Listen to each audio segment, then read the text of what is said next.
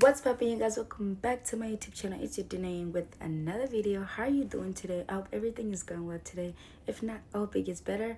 So for today, I'm gonna be giving you 6 tips on things I've learned from married women in my life, things you can incorporate if you're going into a relationship or if you're in a relationship, things that you should know or would be good for you if you don't know. So yeah, I'm gonna get right into the video.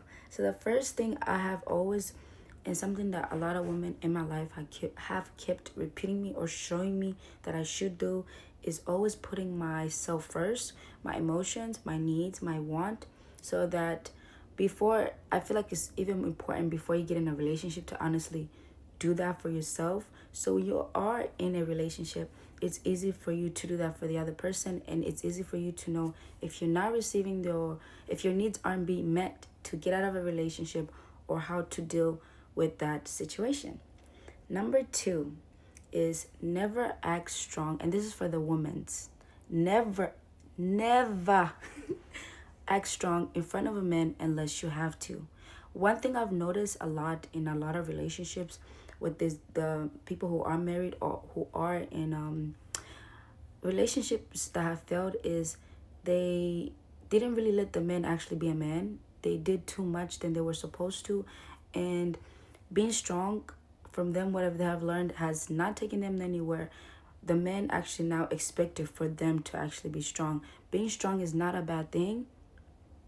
Okay, if you have to be strong, like if you're in a situation where a guy have shown you they're not even a man, but if you're in a guy present, I feel like you should be the most feminine, soft, gentle. That's if it's a man you're in front of, not a boy. Okay, so never, unless you have to, be strong in front of a man, especially your man. Okay. Number 3 is, if you are a giver, you must learn to receive. And if you are a receiver, you must learn to give. I feel like this is so important, like so important,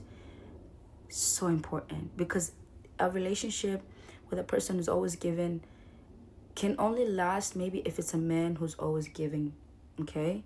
But if it's a woman who always give, it doesn't end so well, because you're not really even in your feminine energy or your gentle energy. You know what I mean? In most cases, a lot of failed relationship that I've seen is always the woman is always giving and giving and giving, or either the men always give but never actually, like, a man doesn't really, most men that I've seen, not all of them, don't really need to be given things. They mostly just like to see that you appreciate them and you value them, and just being kind and being soft with them.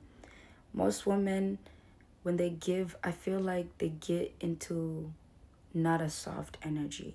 You know what I mean? I feel like the way women give is different than how men give. But yeah. Okay. Number 4 is, look into the family that you're about to get married into. Like, I don't know why that is not talked about enough, but honestly, the family you're getting involved with, if they have unhealed trauma the person is not trying to heal, if they have like weird family members, that's something about to involve yourself and your kids. And if you are planning future with this person, I feel like it's so important, because the people that you feel like you're not gonna have to deal with is people you're really gonna have to deal with. Because if you are planning to get married, or if you're planning for a future with this person, this is people that's gonna actually be constantly in your life. And make sure, like, the person that you're with know how to really separate you from their family, and know, like, there's boundaries that they cannot cross, and things that they shouldn't put you involved with, they shouldn't put you into, because they should be protecting you from certain things, especially if their family is disgusting and shitty. Please, like, look into the family you're getting married to, because you're not just marrying that person, you're also marrying his family, his problems, his shit, her shit, whatever. Number 5 is, don't forget yourself in a pursuit of a relationship or marriage or whatever. If you forget yourself,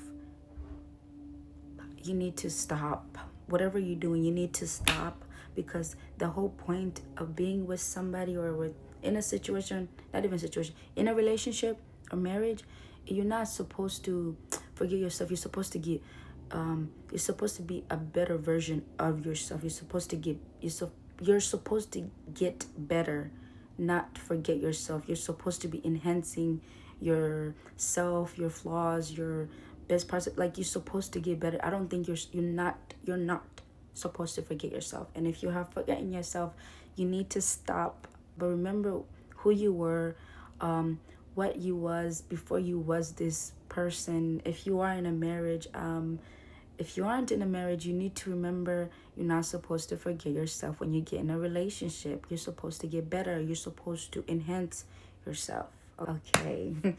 number was that number 5? Number 6 is you're not their parent. You're not their babysitter. So all I need to go do therapy. You're not, like, I feel like a lot of times, because most times when people get in this relationship, they want to heal people, and I feel like some people forget they're not God. Some people forget you can't change a person. You cannot heal a person. A person must want to change. A person must want to heal before they can even heal. You can only inspire a person. So if you have flaws, if you have flaws, I think you should go to therapy, or find ways to help yourself first before even helping the other person, because we all got problems. Let's be fucking for real. You know what I mean? Remember, when you get into this relationship or marriage, you're not his mother, you're not her mom. Like, you guys are boyfriend and girlfriend, or husband and wife. Stop playing roles that aren't yours. That's why a lot of relationships honestly don't work or last. We be overdoing stuff we're not even supposed to be doing. Stay in your lane. Okay? Okay. The last one is the golden one. Carry yourself like gold. For you are rare, you are special, you are worth it.